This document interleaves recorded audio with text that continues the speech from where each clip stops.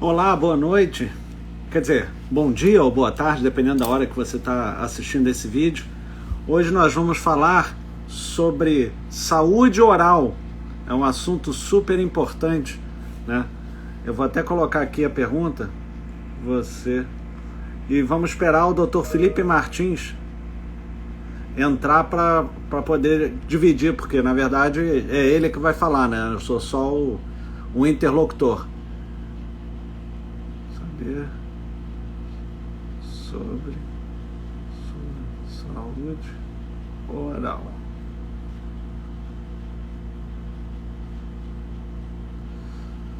Já fixei o comentário, ó a Marta aí.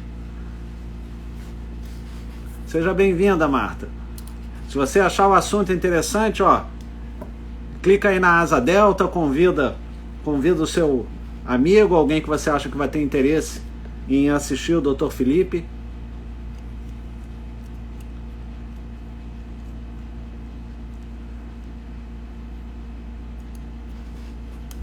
O Dr. Felipe chegou. Vamos esperar só ele pedir para dividir. Eu vou convidar, que eu posso fazer isso também.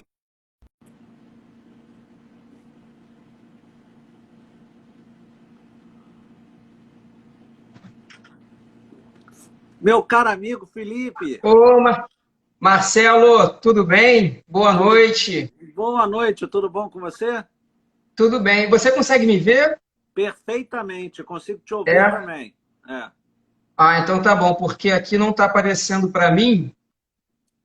Deixa eu ver se é. Deixa eu ver se é agora. Agora não, Bem, estou agora te sim. vendo. Agora sim? Então, Agora sim. beleza. Então a gente segue dessa forma aqui. Bom, eu queria te É... dizer primeiro que é um prazer enorme tê-lo aqui. Eu tenho muita admiração pelo seu trabalho. Eu estou com um problema técnico que é o seguinte: eu não sei se você tem iPhone, mas se tiver, não atualiza o sistema operacional, né? Porque depois que atualizou deu problema? Ele começa a esquentar, a bateria acaba rápido. Essa semana ele travou. Então, a primeira vez que eu faço live com gelo, porque aí se Ô, esquentar, eu boto o gelo na bateria, vou aqui monitorando. é que nem pós-operatório cirúrgico, dá para o paciente É, colocar um pouquinho de gelo na boca depois. É. Poxa, mas eu que agradeço aí o convite. Espero que o pessoal curta aí, interaja, né, faça as perguntas. O objetivo é esclarecer, né, trazer as dúvidas do dia a dia, coisas que eu ouço diariamente, respondo no consultório, né, e trazer de forma simples, né. Acho que hoje, assim, o dentista, nós, né, eu me incluo, a gente acaba falando muito com o jargão da profissão, né? E muitas das vezes a gente fala que nem chegar no mecânico, o mecânico começar a falar um monte de coisa que você não entende nada. Então, é assim, verdade. você quer se livrar daquela situação, você não quer saber, você não está entendendo. Né? E o objetivo é gerar essa comunicação com o paciente, não só no consultório, mas aproveitar as redes sociais também, né, para poder fazer esse tipo de esclarecimentos, de tirar essas dúvidas aí do dia a dia. Esse assunto é tão importante, eu vou te confessar uma coisa. A primeira vez que eu entro no elevador e o vizinho, isso foi ontem, não foi hoje não, e o vizinho me pergunta: Marcelo, é hoje que é aquela live sobre saúde oral? Aí eu falei: não, não, é amanhã. Ele falou: não, estou lá, tô cheio de dúvidas, cheio de perguntas, etc. O pessoal está curioso, né? É bom ter essa dúvida, né? Porque é uma coisa que eu falo muito para os pacientes aqui, quando aparece no consultório, é que eles perguntem realmente. O paciente ele precisa saber o que está acontecendo com ele, por que, que a gente propõe determinados tipos de tratamento, por que, que a gente às vezes é mais conservador, por que, que a gente às vezes é mais invasivo no tratamento, né? Acho que o entendimento do que acontece no seu próprio corpo é importante. Tem alguns pacientes que às vezes vêm aqui com um dente quebrado, com dor, e nem sabem que há tantos anos atrás fizeram um tratamento de canal e tudo mais. Então é importante, né, que os pacientes eles estejam sempre sabendo que tem, né? Quando você faz uma cirurgia de apêndice, né? Apendicite, uma vesícula, mas você sabe, né? Você sabe o que acontece. Por que você não pode saber se você tem um tratamento de canal porque o dente quebrou, porque tem uma restauração? Né? Não tem por que você não saber, né? E não tem por que o dentista esconder, omitir o que que tá fazendo, né? Você sabe Enfim, que mas... eu já vou pedir para você se apresentar, porque a gente vai seguir aqui um protocolo que eu acho que é agradável, mas só para te falar que o direito é exatamente a mesma coisa, funciona exatamente do mesmo jeito. Por quê? Porque eu sempre pergunto, quando o cliente reclama de ter procurado primeiro um advogado que faz tudo, eu sempre pergunto se na medicina se ele ia procurar um médico que faz tudo ou se ele ia procurar para tirar uma verruga, um dermatologista, para tratar no coração, um cardiologista. Sem dúvida. Então, eu acho que a odontologia é da mesma forma, né? As pessoas mesmo que meio que são relapsas com a saúde oral, como se fosse uma subespécie de saúde. E você veio aqui para nos ensinar. Mas então vamos lá, Felipe. Eu não quero. O podcast é seu, não é meu. Se apresenta, a gente não precisa de trazer um currículo gigantesco. Vamos lá.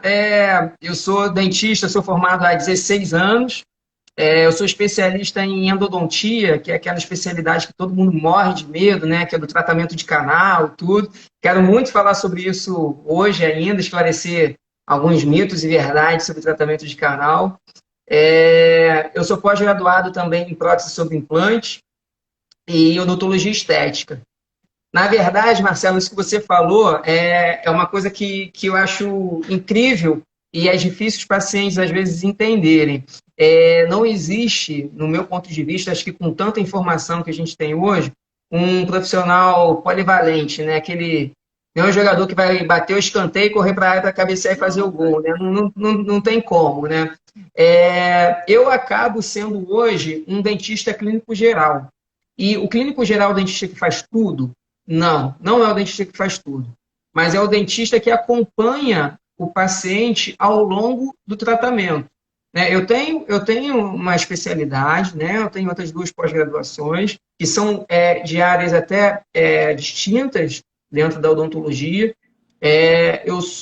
Há 8 anos eu trabalho em serviço público, em urgência e emergência, em UPA. Eu tenho experiência em cirurgia oral menor também. Mas isso não me faz um dentista que faz tudo. Né? Aqui no consultório eu tenho uma equipe, somos 6 dentistas trabalhando, né? Cada um na sua área, só que eu tomo a frente de acompanhar, conduzir o tratamento e acompanhar o paciente do início ao fim. E com essa divisão das especialidades, acabou que muitas das vezes o paciente ele ia num dentista que fazia implante. Aí depois ele precisava botar aparelho, ele ia e colocava aparelho, depois ele queria fazer o clareamento. E assim, e o paciente, ele não tem conhecimento científico para poder saber qual é a ordem do tratamento. Desses 3 exemplos que eu falei, na verdade, eu falei ordens erradas. Na maioria das vezes, o paciente ele faz o tratamento ortodôntico, depois ele faz o implante, depois ele faz o clareamento. Às vezes o paciente chega, vê na televisão, vê na internet uma celebridade com aqueles dentes perfeitos e tudo mais, ele acha que ele precisa botar aparelho e fazer clareamento. Né? E, na verdade, não é isso. Às vezes ele consegue corrigir, fazer, melhorar a aparência dele, estética, de uma outra forma. Então, assim, no meu consultório eu atuo dessa forma. Eu conduzo o tratamento, eu realizo um plano de tratamento em conjunto com outros profissionais, né? E a gente vai acompanhando o paciente ao longo do tratamento para que ele chegue, né, no resultado desejado, né, do esperado, né, por ele. É como se fosse um médico, né? Aquele médico médico da família. Exatamente. E olha, o que me fez começar a trabalhar dessa forma, enxergar a odontologia dessa forma, foi exatamente isso, porque eu atendi um paciente, eu nunca atendo só o paciente, eu normalmente atendo ele, a esposa, ou atendo o filho, ou atendo o pai, entendeu? Normalmente eu tenho uma família, né? Pelo menos uns 3, 4, 5 pacientes de uma mesma família ou de um grupo, ou amigo, cunhado, entendeu? Hoje mesmo, Às vezes vem. Hoje, por um acaso, acabaram que não vieram, mas hoje eu atendi só dois da mesma família, mas na semana passada eu atendi os quatro. São marido, esposa e duas cunhadas. Então, assim, às vezes eles vêm e aí eu tiro boas horas da minha manhã ou da tarde, do dia, para poder atendê-los, né? Então, eu acabo atendendo a família inteira, né? Então, embora eu não seja o dentista que faça tudo, né, mas eu sempre acompanho os pacientes ao longo do tratamento. Ao invés de ser um terapeuta familiar, você é um dentista familiar, né? Sim, mas é por aí. Mas olha, tem um pouquinho de terapia também, viu? Porque às vezes eles chegam, desabafam, eu ouço as histórias por bocas diferentes, mas eu fico quietinho, só ouvindo, são só ouvidos aqui. Eu não sei como é que alguém consegue falar cheio de aparelho, né? Mas cheio daquele Não, sugador.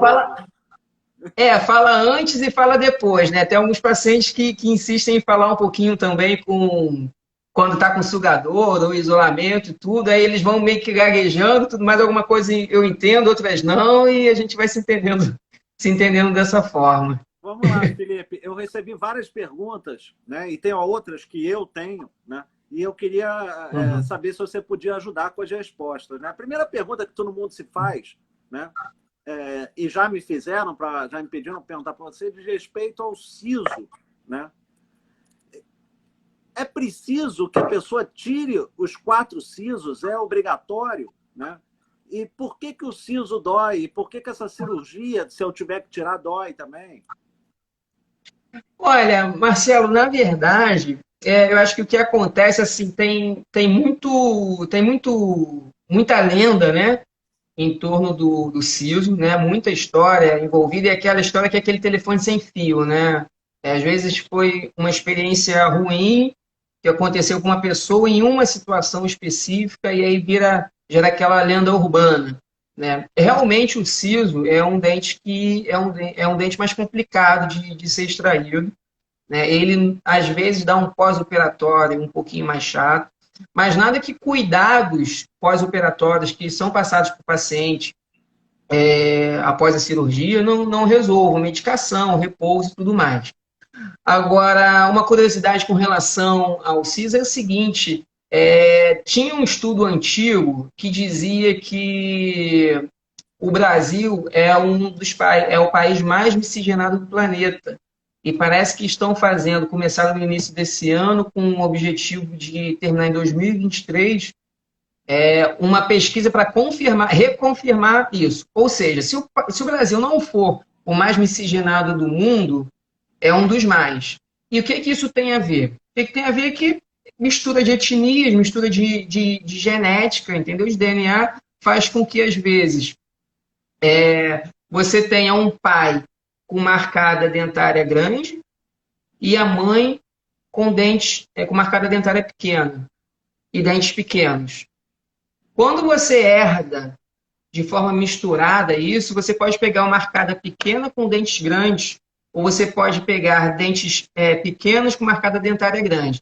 E aí começam a se desenvolver as questões ortodônticas, ortopédicas dos pacientes, né?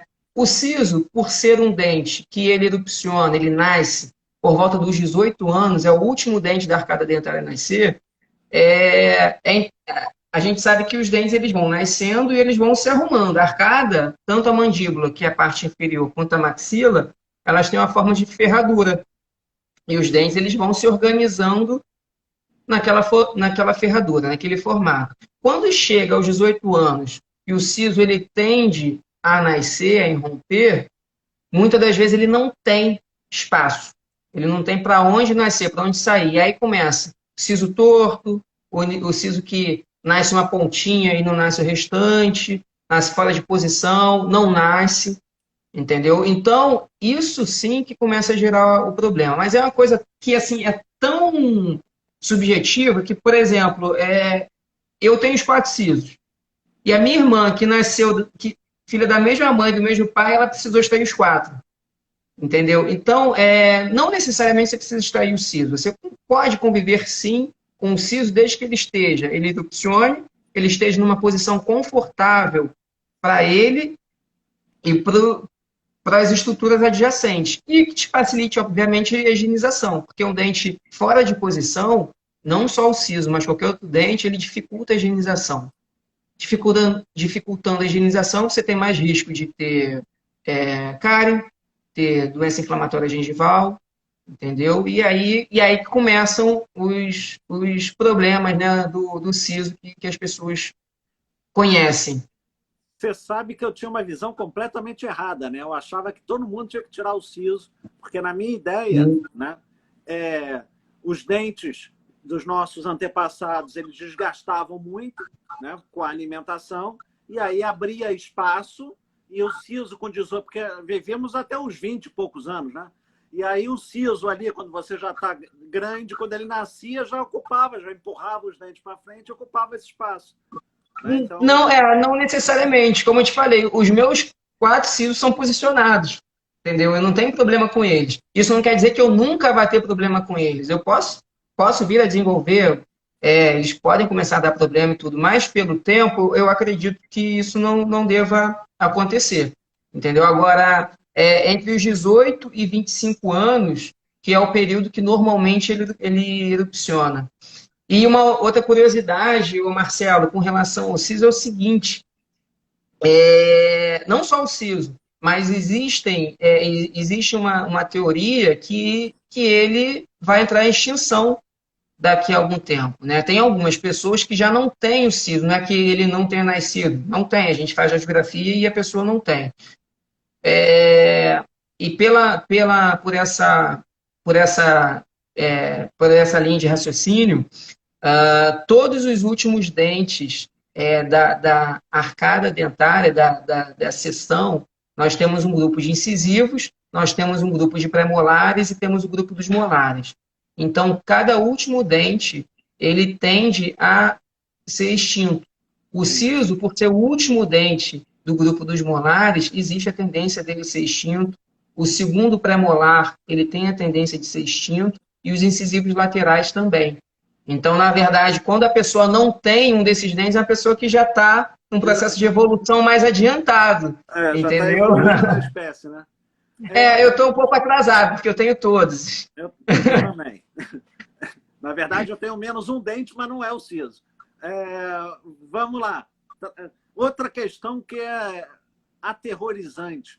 Dentista já é aterrorizante, né? Porque as pessoas já vêm com esse mito de que vão sentir dor, de que é ruim, de que... Sim. Mas uma questão que faz todo mundo tremer, o tal que você falou que é a sua especialidade, do tratamento do canal, né? O que é esse tratamento de canal e por que diabos dói tratar canal? Então, Marcelo, o tratamento de canal, na verdade, a endodontia é uma especialidade que realiza também o tratamento de canal. Né? Existem outros tipos de tratamento que envolvem a especialidade. Mas o tratamento de canal é o mais famoso, é o que todo mundo conhece, o que todo mundo tem medo, né? Agora, com relação ao tratamento de canal, as pessoas têm medo pelo seguinte: quando a pessoa chega ao ponto de precisar tratar canal, é porque ela já está num quadro de inflamação ou infecção que gera dor. Então, as pessoas elas já chegam com dor. Elas não sentem dor, na maioria das vezes, no ato do procedimento. Elas já chegam com o dente doendo, inflamado, infeccionado. E aí foi mais uma lenda urbana, né?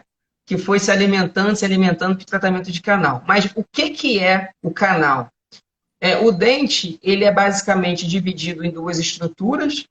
A coroa, que é essa parte do dente que a gente vê quando sorri, quando tira uma foto, e tem a raiz, que é a que dá o sustento à coroa, que está por debaixo da gengiva, inserido ao osso. E essa raiz, ela é como se fosse um cano. É como se fosse essa caneta aqui. Ela tem uma parte de fora dura, e lá dentro, né, na caneta tem uma carga de tinta, né? E no canal você tem nervo, tem vaso sanguíneo. E essa região é muito sensível, muito frágil. Ela precisa ser cuidada, protegida o máximo que pode. Quando você tem uma cárie, quando você tem um trauma, uma pancada, algo que você gere uma agressão a essa polpa, a essa inervação, você começa a desenvolver um processo inflamatório. Quando você cai e rala o joelho, você rala o joelho e imediatamente começa também um processo inflamatório, que é um processo que visa, é um processo de regeneração daquela região. O seu corpo produz aquilo para poder regenerar. Só que o joelho, a nossa pele, ela é mole. Então, vários sinais de inflamação vão acontecendo e, por ser um tecido elástico, mole, aquilo não gera tanta dor, um leve desconforto. Quando você tem uma inflamação dentro da polpa, imagina essa carga de tinta aqui inchando, tentando expandir e não conseguindo, porque do lado de fora é cheio de osso, é duro, é calcificado, entendeu? Então, não tem para onde correr. Aquilo começa a fazer uma pressão absurda que você acaba tendo a dor, né? Isso no processo inflamatório. Quando você não trata esse processo inflamatório, a polpa ela não consegue se recuperar, ela morre, ela necrosa, e aí começa a desenvolver um processo de infecção.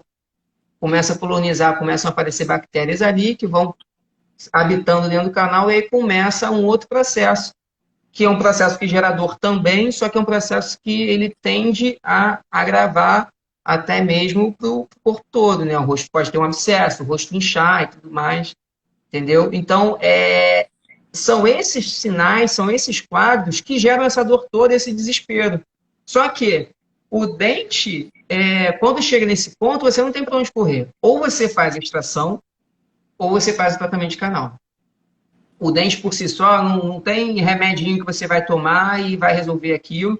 O remédio existem alguns remédios que podem ajudar no tratamento e tem alguns remédios que vão atenuar aquele quadro agudo. Né? No quadro de infecção muito forte, você pode tomar um antibiótico, no quadro de inflamação, tomar um anti-inflamatório, mas não é que seja um tratamento.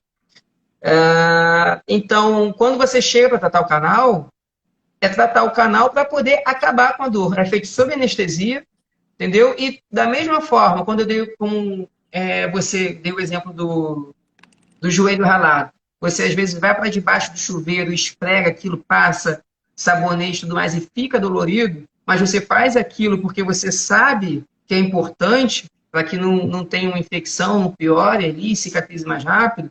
O tratamento de canal, ele também acontece isso. Em alguns casos, pode ser que no pós-operatório você sinta um desconforto, mas a tendência é sempre ser menos do que você estava sentindo antes. Entendi. A Alessandra apareceu aqui, eu já levantei logo, né? Já fiquei logo todo reto. A postura, né? Eu também estou todo torto aqui, eu tenho que pois é. me ajeitar. Daqui a pouco ela me chama a atenção, né? Outro dia eu falei com a Marta Lua, e a Marta falou que usa a teia do Homem-Aranha, né, para as crianças, né, o tal do fio dental. Existe alguma relação entre fio dental e cárie? Total. Quando você escova os dentes, você tá o dente ele é como se fosse um cubo, como se fosse um dado, né? Ele tem várias faces. E quando você escova os dentes, você não consegue, não é capaz de limpar determinadas faces, que são as faces entre os dentes. Eu até trouxe aqui um manequim. Dá para ver bem daí, Marcelo? É porque aqui, eu não sei porquê, eu só estou te vendo. Eu não se eu estiver fora da não, câmera... Tá bom, aí, não mexe não, tá bom. Levanta o você da boca. Você me fala aí. Isso. Então, beleza. Então, olha só. Você tem diversas faces dos dentes, e aí, quando você escova os dentes, você limpa a face. Assim. Aqui? Aí tá ótimo. Tá ótimo? Você limpa as faces dos dentes da frente, que a gente chama de faces vestibulares. Você limpa as faces aonde a gente usa para mastigar. E você limpa as faces dos dentes. Opa, pulou até um dente aqui, ó, ficou banguela. Você limpa as faces dos dentes. Não passou fio dental. Não passou fio dental, exatamente. Vai ter que fazer implante. Na face voltada para a língua e para o céu da boca. Entre os dentes, cadê o dentinho que pulou? Entre os dentes, na face lateral, você não consegue escovar. A escova não chega. É a hora que o fio dental atua. Ele atua aqui, inclusive, o maior índice de cárie é entre os dentes, por falta de uso de fio dental. Você vai limpar a face lateral dos dentes, a gente chama de face proximal, com fio dental. Então, se você não usa fio dental, é como se você lavasse as mãos só dessa forma. Se você lavar a mão dessa forma aqui, você não lava entre os dedos, você não está lavando a mão toda. Vai pegar Covid, né? Certamente. Então, você precisa lavar as mãos e abrir os dedos e esfregar a mão em várias posições para que você consiga atingir todas as áreas da boca, dos dedos, para poder fazer a limpeza. Na escovação é a mesma coisa. É um assessorando o outro. E outra coisa, existem algumas pessoas que não têm ausência dentária. Né? Aqui o manequim que ficou banguelinha, até aproveitar para dar esse exemplo. Uma pessoa que não tem, por exemplo, um grupo de dentes, tem essas ausências aqui. A escova ela vai trabalhar dessa forma aqui, mas ela não vai limpar nessa parte lateral. E o fio dental, raramente são as pessoas que passam o fio dental nesses espaços aqui dentro. Entendi. Então, fica já uma dica que é a seguinte. Gaze. Dá para ver? Dá. É uma gaze. Né? É uma gaze. A gaze, ela pode ser um fio dental para essas regiões. Você vai pegar a gaze e vai limpar como se você estivesse engraxando um sapato. Consegue ver, Marcelo? É um fio dental enorme, dá para ver perfeitamente. Exatamente. Pois é, e olha, é maravilhoso, porque eu vejo isso muitas vezes com pacientes idosos que usam próteses removíveis e tudo mais, ou não usam prótese, só tem ausência dentária, e aquela região ali, onde não tem dente, chega a gengiva inflamada. Inflamada porque acumula placa.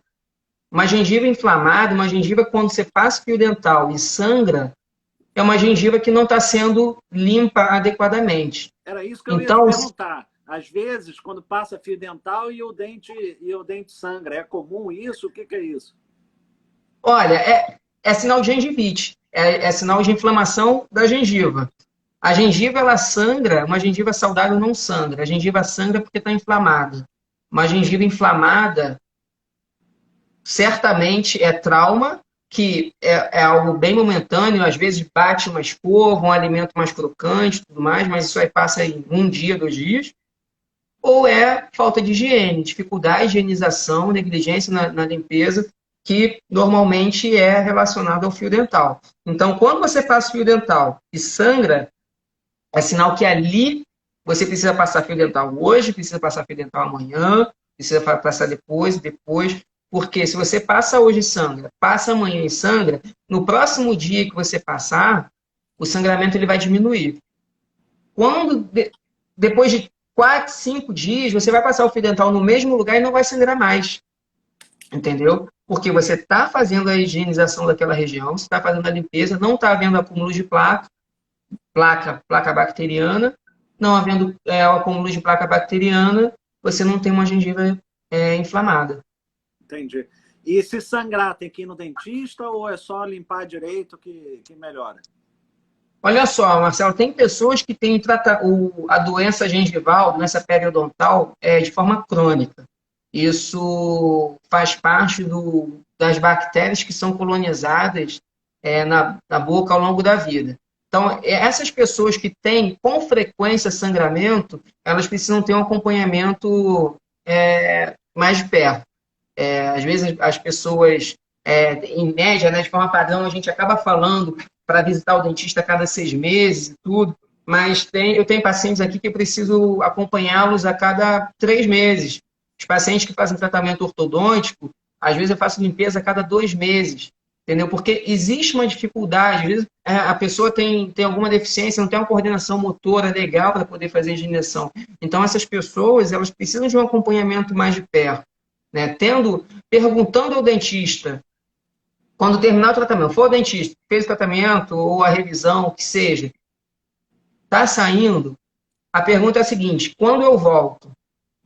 Essa tem que ser a pergunta feita, uma das mais importantes feitas ao dentista. Para você poder saber se você precisa voltar daqui a 3 meses, daqui a 6 meses, paciente que acompanha cada ano, entendeu? Então, assim, cada paciente tem um perfil distinto e cada paciente ele precisa de um acompanhamento diferente. E Existe com uma relação... média de prazo assim, 6 meses, um Sim, ano? a média são 6 meses.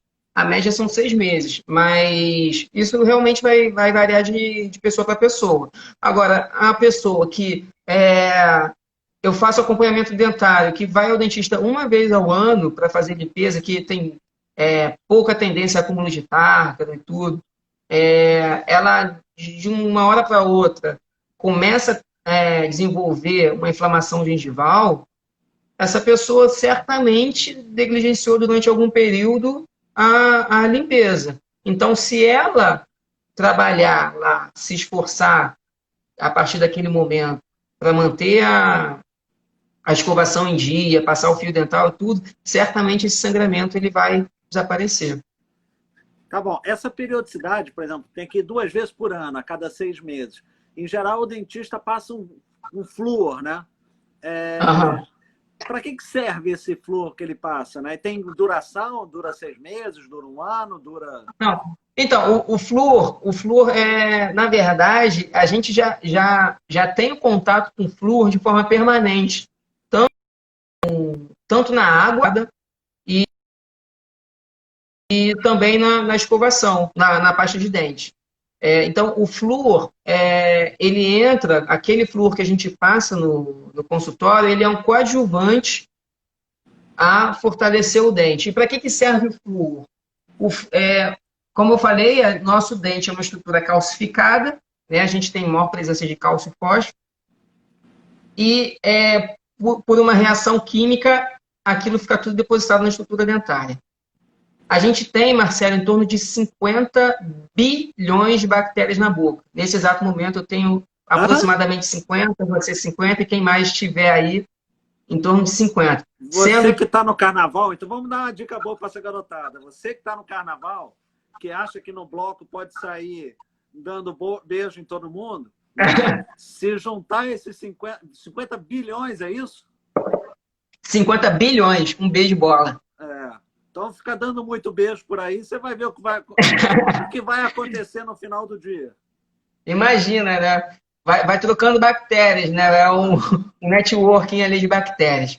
Então, a gente, quando a gente faz a higienização bucal, na verdade, a gente só quer manter a quantidade de bactérias de uma forma com que a gente consiga viver adequadamente saudável, né, com elas. Quando você negligencia a escovação, o fio dental e tudo, você aumenta essa quantidade de bactérias. E aí é quando começa a desenvolver as inflamações, a cárie e tudo mais. E desses 50 bilhões, se eu não me engano, são em torno de 700 espécies diferentes. Só que são 700 espécies, eu devo ter colonizado em torno de 300, 350. As que você tem, 300, 350, são diferentes das que eu tenho, entendeu? E por aí vai. Então, cada bactéria ela tem uma forma de agir diferente. Tem umas que são boas, tem outras que são ruins. Tem algumas. Se você teve uma colonização de bactérias que tende a ter doença cárie, você vai ter mais propensão a cárie, diferente de mim, que posso ter tendência a ter doença periodontal. E com relação ao flúor, o que acontece? Ele faz uma reação mais forte desse cálcio e fósforo na estrutura do dente. Então, você tem uma... Quando as bactérias elas começam a agir, começam a produzir ácido, e esse ácido tende a dissolver o dente, solubilizar o dente, um dente que ele está tendo contato com o flúor de forma permanente, ele tende a aguentar mais essas agressões químicas dos ácidos produzidos pelas bactérias, entendeu? Então, o flúor, ele entra com esse papel de deixar o dente mais forte para impedir, fortalecer contra, como se fosse um escudo, né? Para fortalecer contra a agressão das bactérias. É uma proteção, né? Exatamente. Aquela pessoa que tem sensibilidade na hora de tomar alguma coisa gelada, né? Tem gente que bota... eu me lembro de uma propaganda, acho que era de pasta de dente, né? Tem gente que bota um sorvete na boca assim e sente uma dor enorme, né? Isso é comum? O que isso significa? Tem um significado? Tinha até uma propaganda, se eu não me engano, acho que era da Sensodyne, que era até uma atriz, eu não lembro quem era, que ela pediu um cafezinho com pedra de gelo, né? Colocava para poder diminuir a temperatura, equilibrar mais a temperatura e ela conseguir tomar um café. Na verdade, assim, existem vários fatores que causam essa sensibilidade. De forma geral, retração gengival, a gengiva, que era para estar num nível, e por conta de agressões físicas, né, que às vezes escovação mais forte, alimentos mais duros e tudo mais, hábitos ruins de morder caneta, roer unha, ranger os dentes, são hábitos que tendem a fazer uma retração gengival. A retração gengival, a gengiva, ela protege o dente numa determinada região.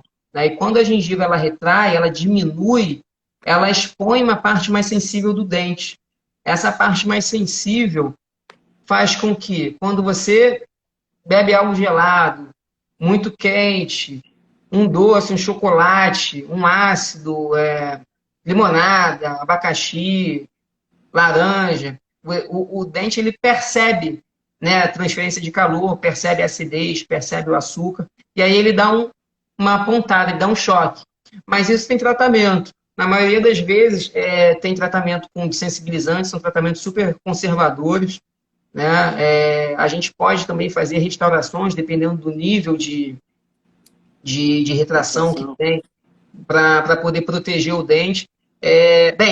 Um parênteses aqui, tudo que eu estou falando não é diagnóstico nem tratamento para nada, né? O importante é que a pessoa procure o dentista, né, para poder orientar, né? Achar que, nossa, tomei uma limonada, está doendo, estou com retração gengival. Não é isso. Às vezes tem que procurar um especialista, né? Não é o Google que resolve o seu problema. Exatamente. Uma coisa que me chamou a atenção, Felipe, quando você estava falando da retração gengival, que você fez escovar o dente assim, né? Como é que eu escovo o dente? Porque todo mundo só pensa em escovar o dente assim. A gente vê as propagandas, tá a pessoa escovando o dente assim. Olha, a escovação, na verdade, ela não pode ser um momento de alívio de estresse, né? Você alivia estresse na academia, no boxe, no crossfit, na corrida, no pedal, entendeu? Você não pode tentar descarregar suas emoções na escovação. A escovação é um momento que você tem que parar de frente para o espelho, com calma, sem correria, e escovar os dentes olhando aonde a escova está indo, para ver se você está escovando todos os dentes, se você está levando no siso lá atrás, se a escova está chegando no siso lá atrás, porque isso faz com que você não consiga limpar o siso, e aí dá aqueles problemas que a gente estava falando no início da live. Mas existe uma técnica, na verdade, as técnicas mais comuns, pegando aqui o nosso manequim novamente. Tá ótimo. Tá vendo aí? Tá ótimo? Tá. Tem duas técnicas que são as mais comuns utilizadas, que é de varredura, que você vem sempre da gengiva para cima nos dentes inferiores, tá? E na gengiva para baixo nos dentes superiores. Né? Como se você estivesse varrendo realmente. Não pode, então, fazer um movimento de vai e vem. A face, o movimento de vai e vem você faz na face dos dentes onde você mastiga. Entendi. Tá? Tanto em cima quanto embaixo. Na parte voltada para o céu da boca, você também faz o movimento de varredura. A Marta Lu até falou na live dela, né, sobre sujar o espelho, né, ensinando as crianças que você tem que pegar aqui na frente e fazer assim, até espirrar a espuma no espelho, depois limpa o espelho. A Aurora fala isso, né? E também tem o movimento circular. Você faz esse movimento aqui e vai limpando os dentes. Se você fizer esse movimento aqui, normalmente você dá uma pancada um pouquinho maior na gengiva. Se você usa a escova, essa escova aqui é uma escova que eu gosto muito, fácil de achar, ela é da Oral-B, ela tem a cerda bem macia, essa aqui é a ultra fino. Ela tem a cerda bem macia. Não é a melhor escova, né? Não é propaganda nem nada, mas é a escova que está daqui e eu gosto bastante. Mas o pessoal que tem dúvidas com relação Como é que eu escolho a escova de dente? Olha só, dá para ver que tem bastante diferença entre uma e outra, né? Tem. Na dúvida, você escolhe a mais simples, sem ter esse frufru todo. Essas borrachas de silicone que vem nessas escovas aqui, elas são muito fortes, elas agridem muito a gengiva. Essas cerdas entrelaçadas, uma para um sentido, outra para o outro, essas pontinhas aqui também, nem sempre ajudam. Se você pega um paciente que escova com pressa, essa escova aqui, que deixa no trabalho, e aí o cara acabou de almoçar e volta para escovar os dentes e voltar a trabalhar, e ele vai no banheiro correndo, ele pega uma escova dessa daqui, depois de um ano, ele vai ter sensibilidade. Nem um ano, 6 meses, ele vai ter sensibilidade. Vai agredir a gengiva, vai ter irritação gengival, entendeu? Não tem como. Então, a escovação sempre leve, tá? A escova, de preferência, de cerdas contínuas, macias. Tá. Se você tiver uma boca bem grande, você pode até usar uma cabeça um pouquinho maior.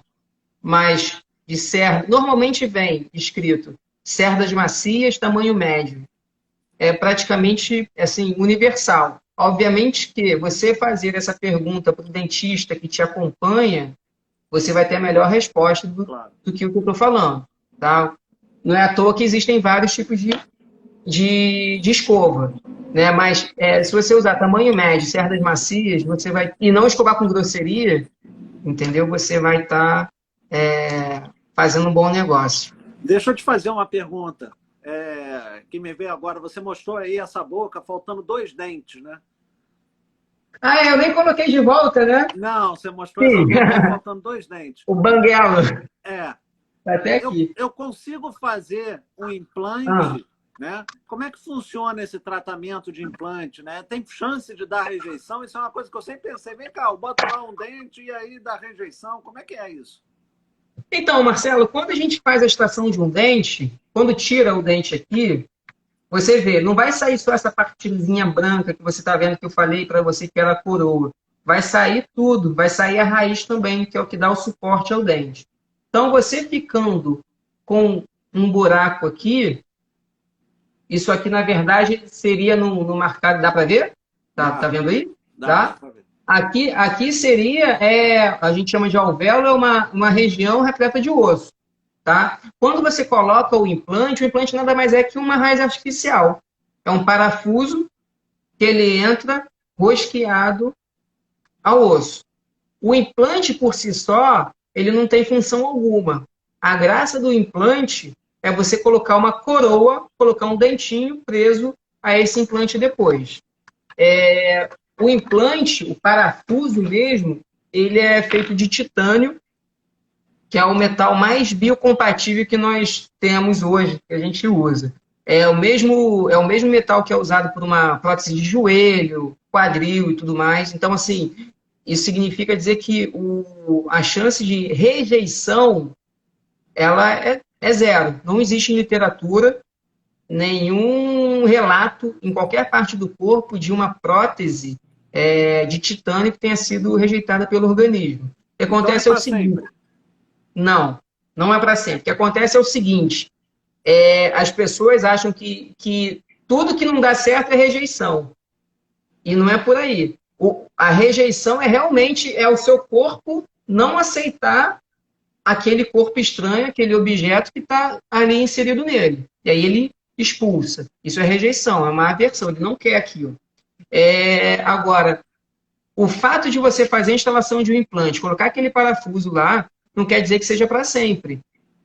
Eu ouço muita gente aqui no consultório falar, às vezes vem com tratamentos longos, insucesso de tratamento, vida inteira no dentista, aí eles falam assim, minha vontade é arrancar tudo e botar implante.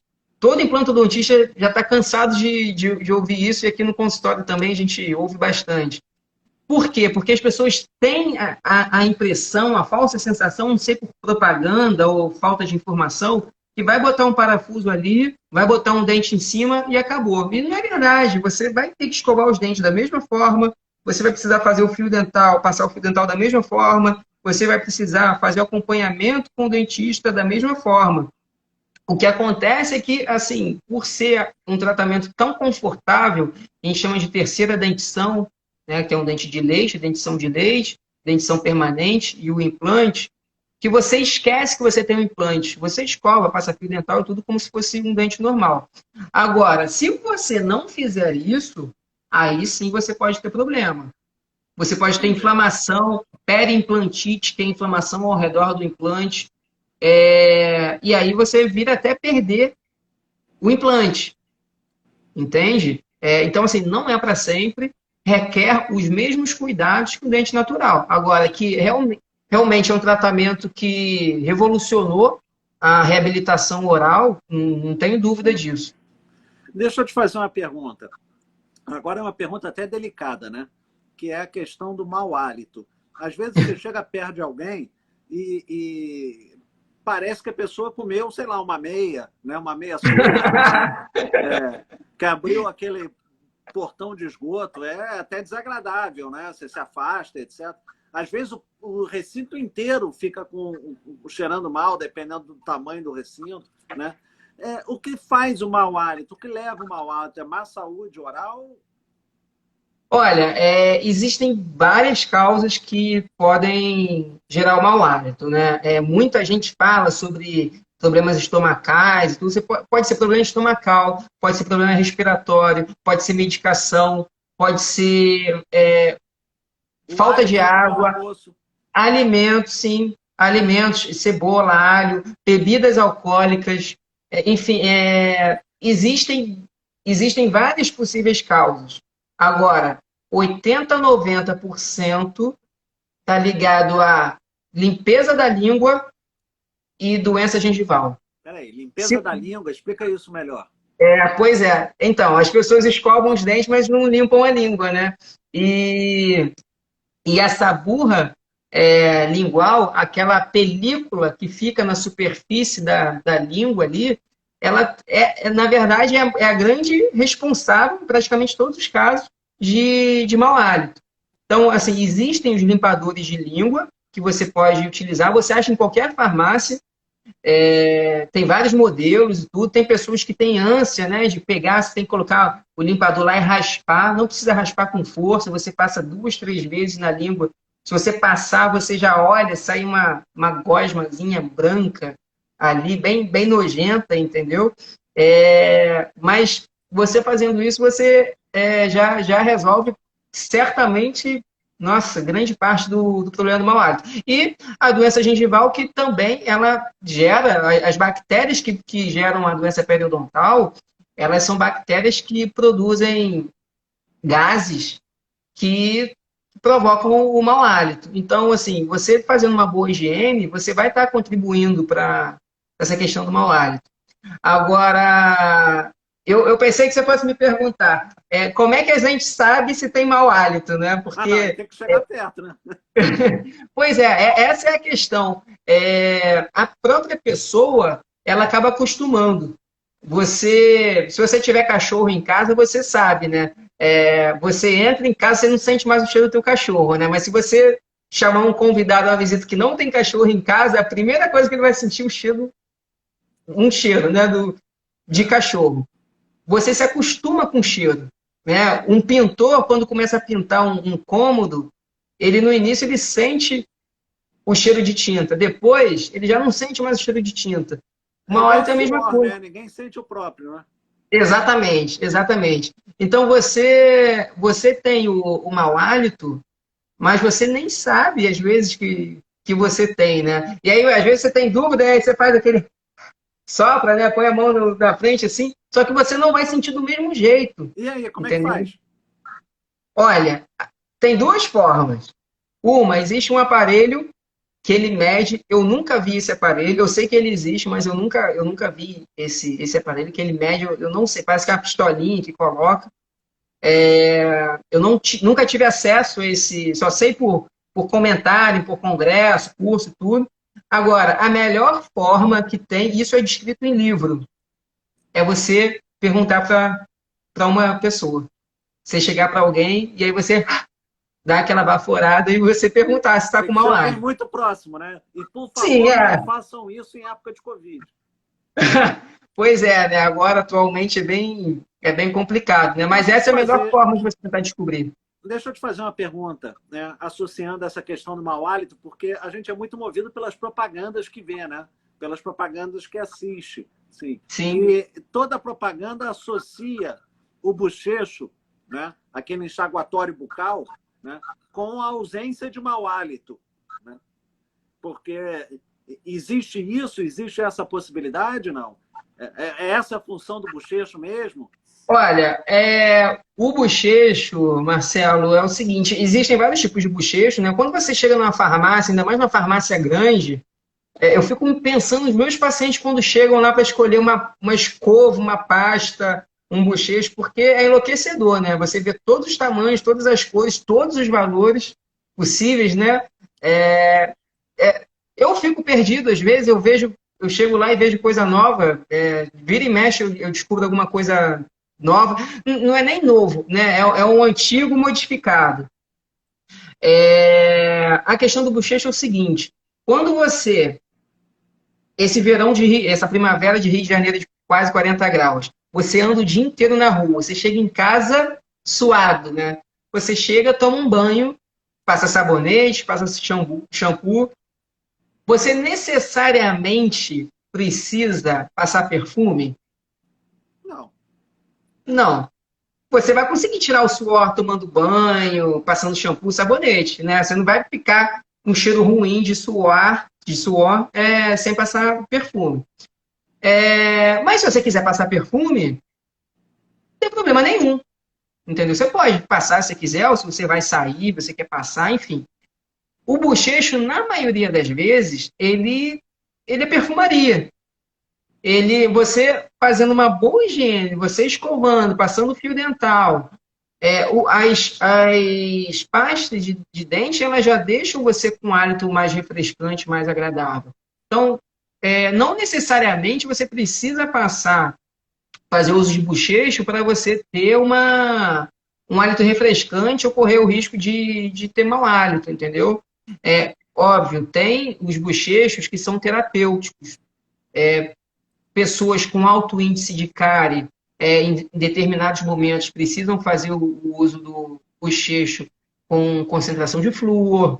Pessoas que têm algum problema periodontal ou pós-cirúrgico precisam usar substâncias à base de clorexidina, seja gel, seja o próprio bochecho. Mas, de um modo geral, que nem as pessoas usam na maioria das vezes, é puramente perfumaria, entendeu? Não tem muito essa questão de se eu não usar, vou ficar com mau hálito, se eu preciso usar para ficar com a boca cheirosa.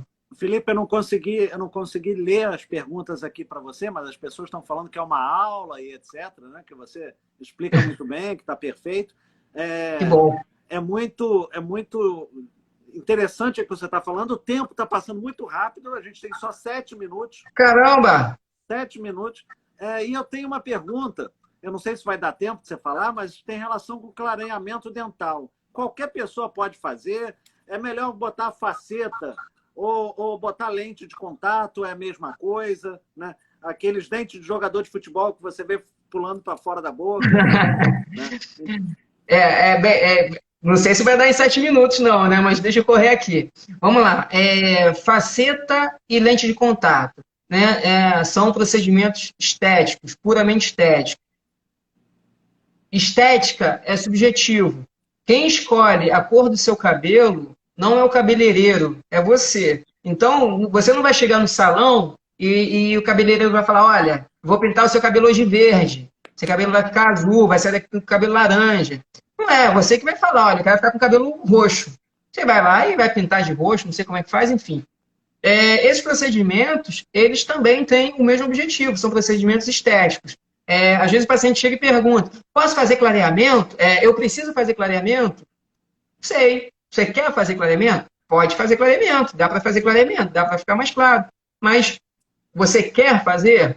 Entendeu? Essa tem que ser a pergunta inicial. Aonde você quer chegar? Com relação às facetas e às lentes de contato, as pessoas se confundem muito, né? Qual é a diferença e tudo mais. Na verdade, é praticamente a mesma coisa. Se eu te der na mão uma faceta e uma lente de contato, talvez você nem perceba a diferença, porque a diferença entre elas é a espessura, é a parte que é feita em laboratório. Né? Quando você vai realizar esse tratamento, você faz uma moldagem da boca, manda para o laboratório confecciona as facetas ou lentes de contato, são como se fossem aquelas unhas que as mulheres colam, né? No dedo lá e tudo mais. A faceta é isso, uma capinha de porcelana que é colada na parte da frente dos dentes. E aí a cor é a gosto do freguês também. Você pode querer ficar que nem o Firmino, né? O Firmino é aquele atacante da seleção que tem um dente que tem que botar óculos escuros para olhar o sorriso dele. Né? Tanto e é enorme, né? Sim, você pode mexer também no tamanho do dente? Você pode escolher, você pode... Pacientes que têm um sorriso infantil, que são aqueles dentinhos muito curtos, normalmente vêm procurando esse tipo de tratamento para poder aumentar, né? Dar maior visibilidade ao dente, o sorriso, deixar o sorriso mais harmonioso. Então, você pode trabalhar dessa forma. Agora, com relação ao clareamento, todo mundo pode fazer o clareamento, exceto gestantes, que a gente evita, e assim, a partir dos 15 anos, 16 anos, 8 anos, você já está apto a fazer o clareamento, que é um procedimento estético super conservador, que dá resultados bem legais.